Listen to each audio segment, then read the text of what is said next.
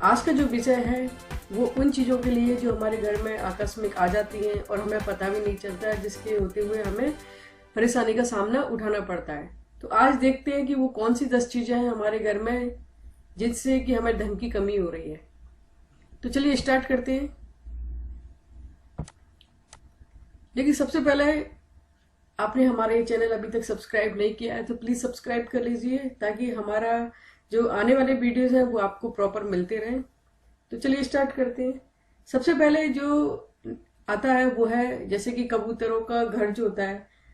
कबूतर क्या करते हैं, हमारे घर में आ जाते हैं, कहीं भी एक घोंसला बना के उसमें रहते हैं और उसमें आवाजें करते रहते हैं गुडरू गुडरू करके। तो जो आवाजें वो करते हैं गुडरू गुडरू करके, वो हमारे घर के लिए शुभ नहीं है। ये क्या है कि एक नेगेटिव चीज असर छोड़ती है हमारे घर में, जो हमारे घर के लिए ठीक नहीं होती है। इसके बाद आता है चमगादड़ का प्रवेश। जब चमगादड़ घर में प्रवेश करती हैं, आपने देखा होगा कि चमगादड़ अक्सर ऐसे स्थान पर रहती है जहाँ बिल्कुल सुनसान होता है, यहाँ कोई न रहता है। तो इनका घर में प्रवेश होना इसी बात का संकेत है कि घर में कोई या तो दुर्घटना होने वाली है या फिर ऐसी कुछ चीज होने वाली है आपके घर में जिससे आप घर शायद छोड़ के जा सको।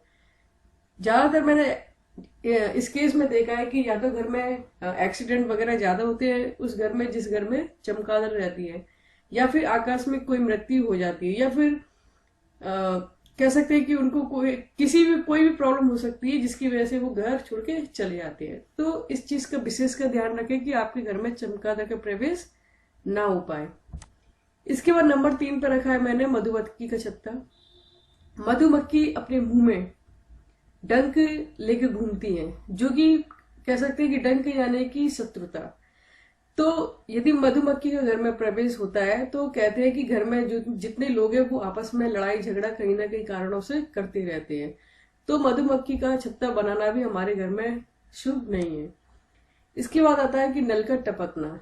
जब देखा होगा प्राय बाथरूम में नल आकस्मिक ऐसे ही टपकता रहता है, वो उसकी टोटी खराब हो जाती है या बच्चे प्रॉपर उसको बंद नहीं करते हैं तो पानी प्रॉपर टपकता ही रहता है। पानी टपकने का मतलब होता है धन का फालतू में व्यय होना, यानी कि कोई कुछ काम ही नहीं है फिर भी ऐसे ही पैसा जा रहा है। कह सकते हैं कि हम 1 रुपए की चीज लेने गए और 10 रुपए फ्री फालतू खर्च हो गए, पता नहीं चला कि 10 रुपए कैसे खर्च हो गए। तो इस तरह के जो फालतू खर्चे हैं उसमें ये नल के टपकने से उसको जोड़ा जाता है। इसके बाद आता है कि छत पर कबाड़। नॉर्मली क्या करते हैं लोग कि घर में जितना भी कबाड़ा होता है तो वो कबाड़ी को ना दे के छत पर डाल देते हैं। छत पर डालने की जो सबसे अशुभ चीज होती है, जैसे कि लोहे की सरिया हुई, गीली लकड़ियां हुई, ये तो एस्ट्रोलॉजी के हिसाब से या फिर लाल किताब के हिसाब से बिल्कुल इसको नेगेटिव माना गया है। इन चीजों को छत पे नहीं डालना चाहिए। और इन चीजों के अलावा भी कोई भी ऐसी चीज है जो बारिश में भीग रही है छत पे, वो आप छत पे मत रखिए। यदि आपको छत पे रखनी है तो एक और ऊपर कवर्ड ऐसा बनवा दिए, टीन जैसा कुछ लगवा दीजिए, ताकि बारिश का पानी उन पर ना गिर सके। लेकिन मैं यहाँ सजेस्ट करूंगी कि आप छत पे कोई भी कवर ना रखें। इसके बाद आता है घर में सॉरी मैंने दरार की जगह करार लिख दिया है। घर में जो दरार होती है, जो घर टूट जाते हैं हल्का से, एक देखा होगा कि लाइन एक दरार से आ जाती है घर में, वो दरार भी घर में नहीं होनी चाहिए। यदि वो घर में दरार आती है तो कह सकते हैं कि हमारे रिश्तों में भी दरार आ सकती है। तो तुरंत उस घर को या तो रिपेयर कराना है पूरा, अगर रिपेयर ना करा सको तो उन दरारों को भरने की कोशिश करिए। इसके बाद आता है पूजा में जो यहाँ भी गलती हो गई है। पूजा में जो बासी फूल होते हैं, जो लोग क्या करते हैं बासी फूल लाते हैं भगवान पे चढ़ाते हैं, फिर दूसरे दिन फूल लाते हैं, बासी फूल को नीचे रख देते हैं और उनको वहीं की वहीं रखकर छोड़ देते हैं, या फिर ऊपर पूजा करी नीचे स्टोर में उसको उठा कर रख देते हैं कि जब कभी जमुना जी जाएंगे या गंगा जी जाएंगे या फिर समुद्र पे जाएंगे तो उनको बहा देंगे। लेकिन आपको ऐसा नहीं करना। खासकर जो पुराने फूल है और प्रसाद जब भी आप घर में लाओ उसको तुरंत खा लेना चाहिए, या फिर नहीं खा सको तो दूसरों को उसको दे देना चाहिए। वैसे ही फूल होते हैं, फूल भी आप जब दूसरे दिन नए फूल लगा रहे हो भगवान पे तो पुराने फूलों को तुरंत वहां से हटा दें या घर से बाहर कहीं भी उसको दे दें। इसके बाद आता है शीशा का टूटना।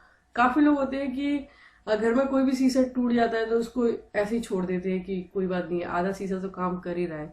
लेकिन घर में सबसे जो नेगेटिव एनर्जी आती है ना, वो शीशे के टूटने से ही आती है। और घर में जो ज्यादा कलेश और जो विपत्ताएं इस तरह की आती है तो वो शीशा के टूटने से ही आती है। तो इसके दो उपाय, या तो शीशा को तुरंत उठा के फेंक दे, फेंकने का मतलब ऐसे नहीं, घर से बाहर निकाल दे। और या फिर अगर नहीं आप निकाल पा रहे, शीशा ज्यादा बड़ा है, कॉस्टली है, तो आपको क्या करना है कि उस शीशे को जितना वो टूट रहा है वहां से उसको ढक दे, ताकि इस घर के किसी भी सदस्य की जो सूरत है, जो फेस है, उसमें खासकर जो टूटा भाग है उसमें उसका फेस ना दिखे। तो मेरा ये सजेशन है यहाँ पे कि आप टूटा हुआ शीशा यदि छोटा है तो आप उठा के उसको बाहर निकाल दीजिए। इसके बाद आता है बिजली के उपकरण। अगर आपके बिजली के उपकरण कोई भी ऐसे खराब हो गए, बिजली के उपकरणों को, इसको हम देखते हैं कि एक लग्जरी जो होता है, कहते हैं कि जैसे टेप, रेडियो, टीवी, ये सारे लग्जरी आइटम में आता है। लग्जरी हमें यदि हम एस्ट्रोलॉजी के हिसाब से देखते हैं तो लग्जरी हमें शुक्र के अच्छे होने से ही मिलती है। यदि शुक्र खराब हो जाता है तो हमें इस चीज का जो भोग होता है वो हमें नहीं मिलता है। तो शुक्र को स्ट्रॉन्ग करने के लिए आपको चाहिए कि बिजली का जितना भी सामान है उसको बाहर फेंक दे। हाँ, इसमें सबसे, यदि बिजली का सामान आपका घर में पड़ा है फालतू, कोई यूज में नहीं आ रहा है और खराब ही पड़ा है वो, तो मैंने ऐसे केसेस में देखा है उस घर में बहुत ज्यादा पति पत्नी के झगड़े होते हैं। तो जब भी मैं उनसे पूछती हूँ कि भाई आपके झगड़े इतना क्यों होते हैं, तो वो बोले पता नहीं क्यों, ऐसे ऐसे बैठे बैठे हम लोगों में बनती नहीं है और बैठे बैठे लड़ जाते हैं। मैंने कहा अच्छा। जब मैं उनके घर में कभी ऐसा मौका होता है कि उनके घर जाने का होता है तो मैं ऐसे ही पूछती हूँ कि भाई ऐसे घर में क्या, ये सही है क्या, तो बोले नहीं ये सही नहीं है, ऐसे खराब हो गया काफी टाइम से।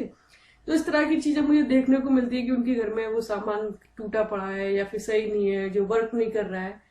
तो मैं उनको सजेस्ट करती हूँ कि भाई ये जो जितना भी आपका इलेक्ट्रॉनिक सामान है इनको घर से बाहर निकालो और इस तरह के सामान घर में ना रखो। तो पति पत्नी का भी जो झगड़ा होता है उसको हम सीधा बिजली के उपकरणों से जोड़ते हैं। तो मेरा यहाँ पे सजेशन है कि आप जो भी बिजली का उपकरण है घर में, जो बिजली का सामान है आप जो यूज नहीं कर रहे तो उनको उठा के बाहर निकाल दें।